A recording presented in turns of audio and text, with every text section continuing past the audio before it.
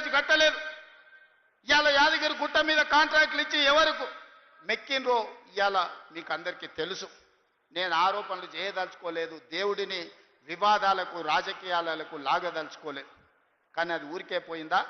యాదగిరిగుట్ట లక్ష్మీ నరసింహస్వామి దగ్గర జరిగిన అపచారానికి మూల్యం చెల్లించలేదా? మన ప్రభుత్వం ఏర్పడ్డ నాడే బొక్కవోర్ల పడి మక్కెలు ఇరగలేదా? మీకు తెలియదా? చేసిన పాపాలు ఎక్కడికి పోవు, మన ఎంబడే వస్తూనే ఉంటాయి నీడలాక.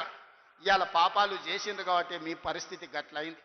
నేను అంటలేని మాట ఆ పార్టీ నాయకురాలే అన్నారు. ఏమన్నారు మిత్రులారా? మా పార్టీలో దయ్యాలు చేరనే. సొంతింటి బిడ్డ టీఆర్ఎస్లు ఉన్నోళ్ళు దయ్యాలని చెప్తుంటే సమాధానం చెప్పలేక దయ్యాల నాయకుడు ఫామ్ హౌస్ లో నిద్రపోతుండు. నేను అడుగుతున్నది బీఆర్ఎస్ కాదు, డిఆర్ఎస్. డిఆర్ఎస్ అంటే దయ్యాల రాజ్య సమితి. అది ఇవాళ అది భారత రాష్ట్ర సమితి కాదు, అది దయ్యాల రాజ్య సమితి.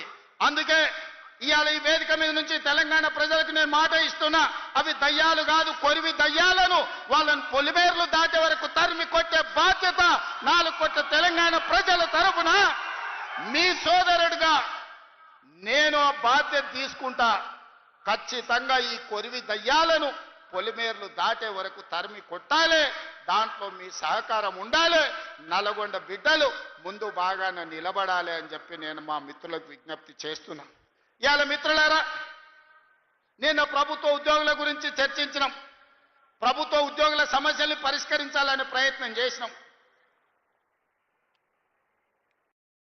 వాళ్ళ డిఏల సంగతి, వాళ్ళ సమస్యల సంగతి మా బట్టి విక్రమార్క గారు, మా నాయకులు శ్రీధర్ బాబు గారు అందరు చర్చించి ఒక కొలిక్కు పట్టుకొచ్చినాం. ఇవాళ మాట్లాడుతున్నాడు వాళ్ళ సమస్యలు మీరు పరిష్కరించలేదని. వాళ్ళందరేమో హర్షం వ్యక్తం చేసింది.